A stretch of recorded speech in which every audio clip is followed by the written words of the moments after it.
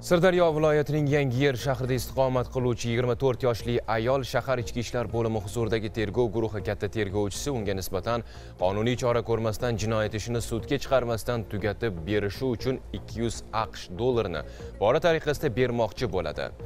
Garchi tergovchi pora berish jinoyati uchun javobgarlik belgilanganligi haqida ayolni ogohlantirgan bo'lsa-da, bitta jinoyati ikkinchi qonun buzilishini keltirib chiqargan ayolning ikkala ishi ham sudda ko'rib chiqiladigan bo'ldi. Kuni kecha jinoyat ishlari bo'yicha Yangiyer shahar sudi shahar majlisi sayyor majlisida holatlar muhokama qilinib, qonuniy jazo tayinlandi. Muxbirimiz Mahfirat Xudoyberdiyeva mavzuni davom ettiradi. Nech pul berdingiz hozir? 2 million. Tezkor tadbir davomidagi kutilmagan vaziyatdan o'ziga kelgan ayol huquqni muhofaza qiluvchi organga borib, avval sodir qilgan jinoyatini yopib yuborish evaziga tergovchiga 2 million so'm pullarni berganini tan oldi.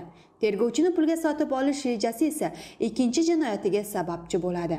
Yangiyer shahrining Binokor mahallasida o'tkazilgan sayyor majlisda uning bu qilmishi muhokama qilindi.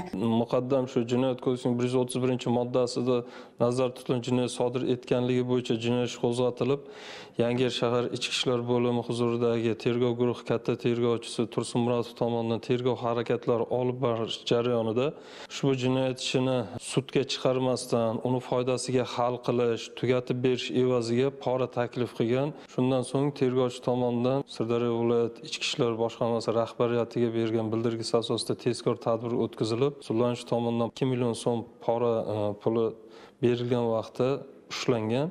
Shu tariqa pora berish niyatida yuzi qora bo'lgan ayolga sud hukmi e'lon qilindi.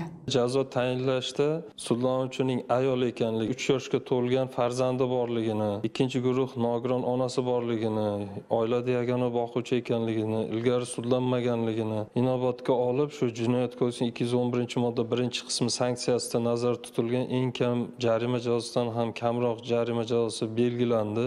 O'ylanmay qilingan ish keltirar tashvish deyilganidek, bu ayolning qilmishi ham kimgadir pora taklif qilmoqchi bo'lib yurganlarga yaxshigina saboq bo'lsa ajabmas. Bu kun Mahfirat Xudoyberdiyeva va O'tkir Boymatov, Sirdaryo.